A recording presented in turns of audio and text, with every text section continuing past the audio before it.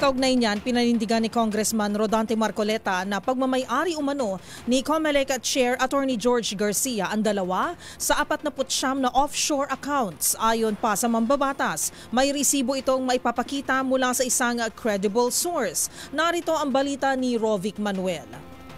Pinanindigan ni Sagip Party List Representative Rodante Marcoleta na pagmamay-ari ni Commission on Elections Chairman George Garcia ang offshore bank accounts sa Cayman Islands. Ito ay matapos na pangalanan ni Marcoleta ang may-ari ng dalawa sa 49 na mga offshore accounts sa isang press conference kaugnay sa inihaing House Resolution para imbestigahan ang kontrata ng COMELEC at ng Miru. Ayon sa panayam ng DZRH kay Marcoleta, sinabi nitong para pabulaanan ang naunang pahayag ni Garcia na wala umano itong account ni isa ay mayroon anya siyang team at volunteers upang patunayan ang alegasyon.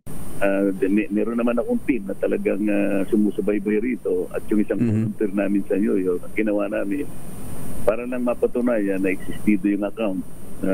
Alam namin nakapangalan sa kanya. Pinag-deposit namin siya ng tig $100 doon sa dalawang account.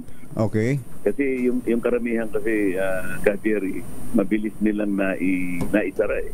Yung laman ay nai-transfer sa iba't ibang accounts, ngunit sa pangalan na ng mga ibang tao na foreign sounding names. So originally pala ay hindi lang dalawa ito? Ganun ho ba? Hindi lang dalawa yan, Jerry. Ilan po? Naisara lang. Mabilis silang nagsara. Ilan po lahat sa info ninyo? Yung information namin, 49 lahat. Binigyang diin din ng mambabatas na nanggaling ang mga resibo mula sa isang respetadong bangko na nakabase sa Amerika at hindi para isakripisyo ang kanilang reputasyon bilang isang multinational banking institution. Patunayan ko raw na hindi peke yan. Paano? Isang dapat magpatunay na peke ito sapagkat nakapagpalitaw na kami. Hindi naman siguro isa-sacrifice ng JP Morgan Chase Company yung kanilang reputasyon bilang isang multinational na global and reputable banking institution based in America.